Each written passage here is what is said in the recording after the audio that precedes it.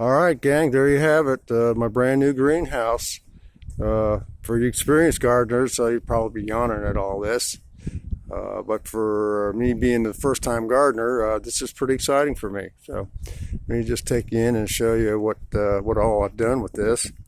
And as you can see right there, there's my table. It's made out of PVC lattice work. That way, if I spill any water, it doesn't go on a table and leave a stain. It just goes right down to the ground. And then I've got all my seed trays ordered, and I've got 360 cells on each side of the greenhouse. So I've got 720 in all to work with in the spring if I need that many. And the coldest night we've had since I've had this built was 29 degrees.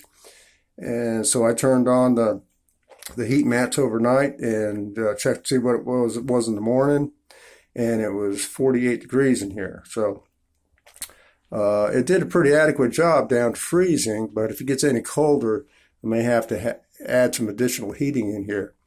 And then I put a bug light in here too on a timer. There's a timer up there.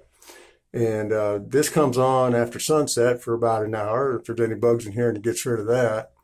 And then I've got a high velocity blower motor up there and hooked up to a thermostat. If it gets really roasty in here, that'll come on and it'll pull the cooler air from the outside here into the greenhouse and keep it cooler in here. And if the door's closed, it's got to have a way to get in. So I had to stick a dryer vent in the door. Pretty simple. Well, that's what it looks like from the outside.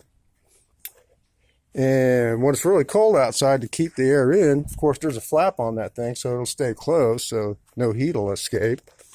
And I did the same thing on the blower motor, put a flap on it too so it'll stay closed.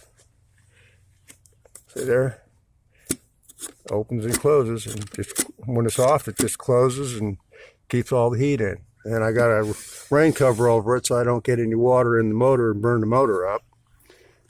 And basically that's it. I did order a heavy duty white tarp to put over the top of it because it just gets so hot in here that it needs some cooling down. So I put that white tarp up there to reflect some of the heat off the glass on the top of the roof there. But yeah, that's it, man. It's all done, and I'm proud of it. And I hope you liked the job that I did, and I appreciate y'all watching, and I'll see you on the next one.